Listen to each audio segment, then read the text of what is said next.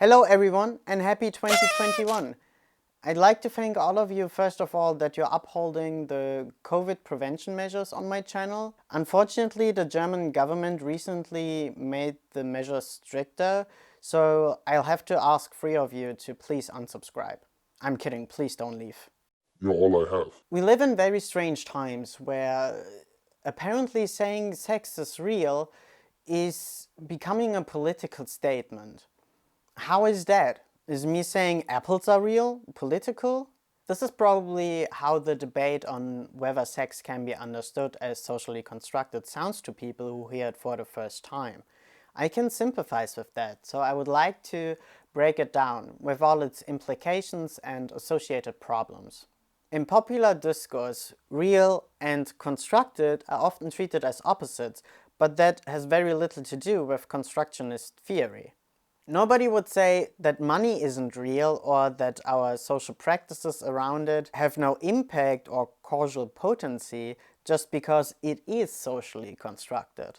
Social constructionists can be ontological anti-realists and epistemological anti-realists. Ontological anti-realists are people who deny that there is an objective reality, and epistemological anti-realists are people who deny that we can observe that objective reality in an objective way.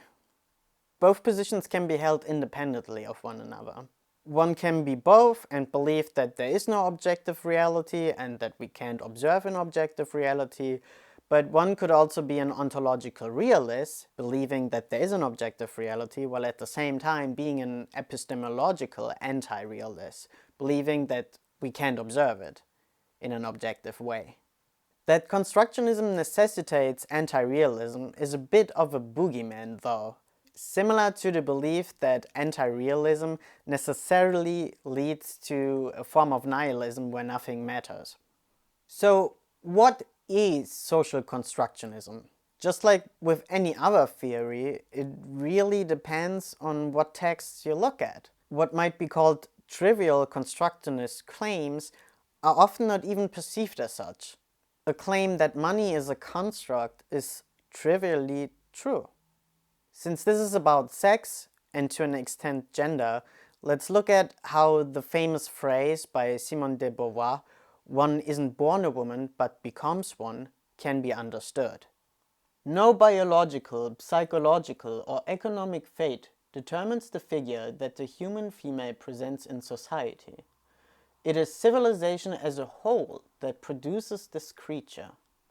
What she's saying by this is that there's nothing intrinsic about the female figure that necessitates a woman's role in society.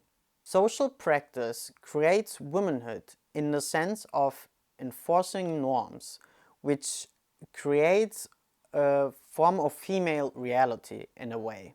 I know this sounds kind of insane if you've never heard it before, so let me just hop in on it a little bit.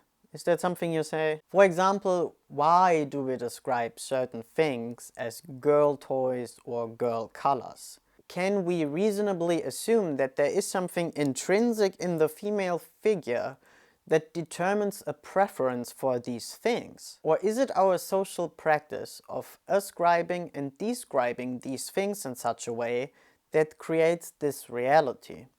In this example, we can see that there is no explicit claim about reality in the sense of it being fake or not, but rather the origin of the reality.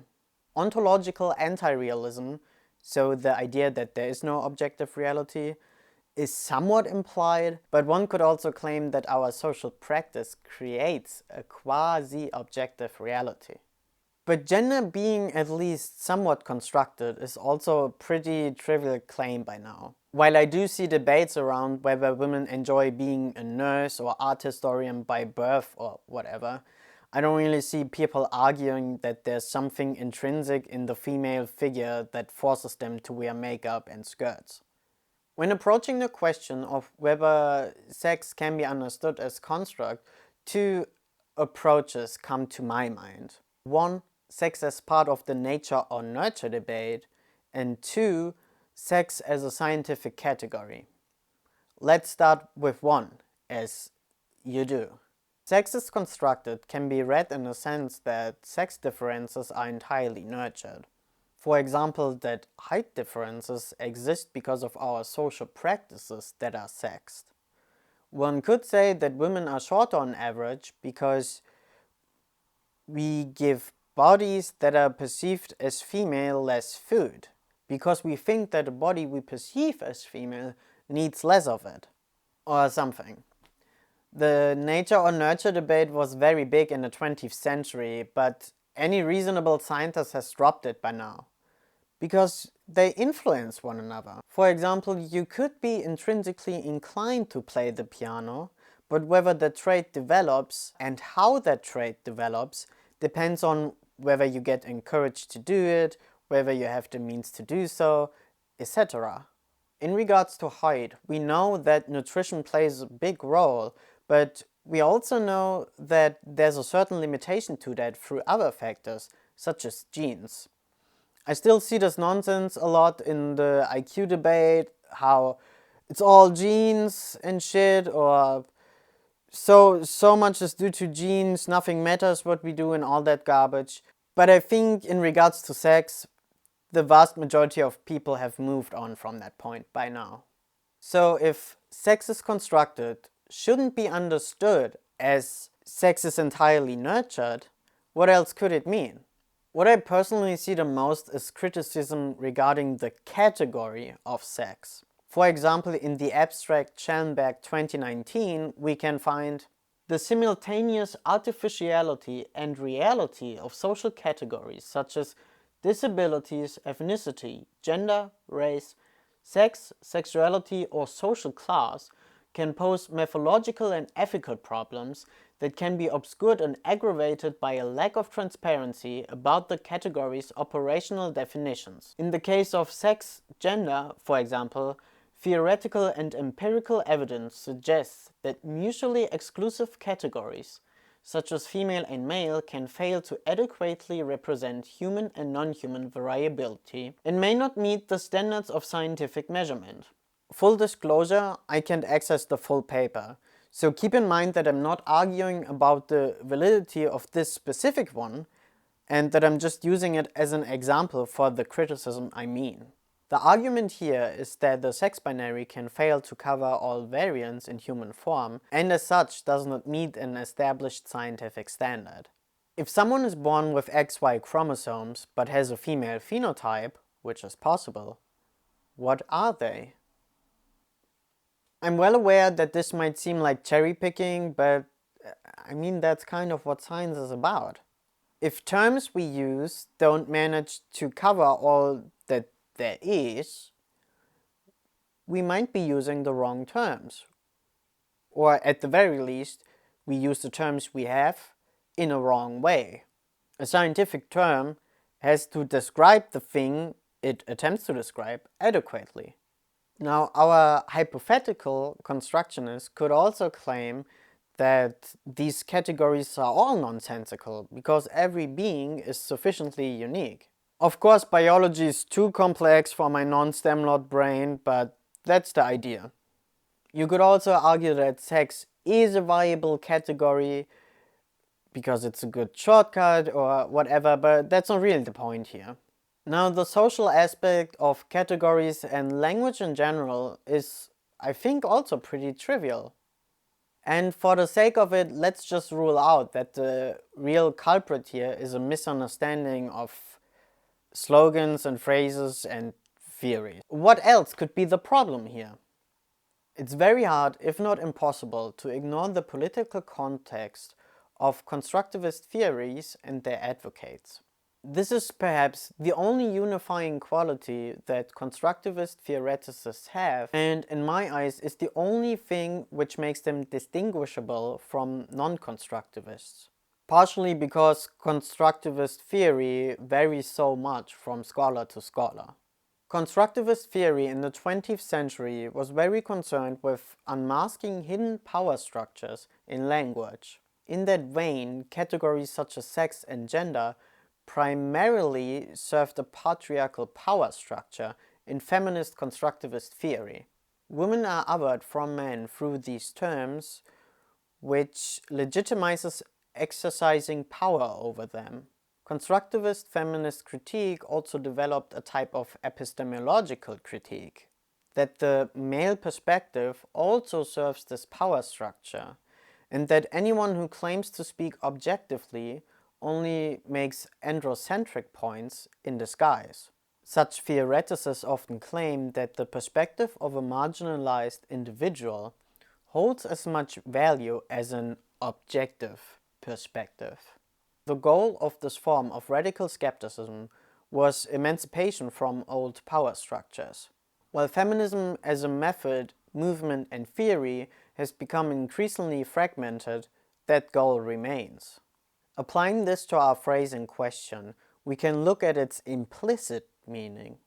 The explicit meaning may be trivial, but the implicit meaning is a challenge of our everyday understanding. It challenges what we often perceive as common sense. It is common sense to us that men and women exist, but why do we think that? Constructivist claims in that vein become a form of social and epistemological skepticism.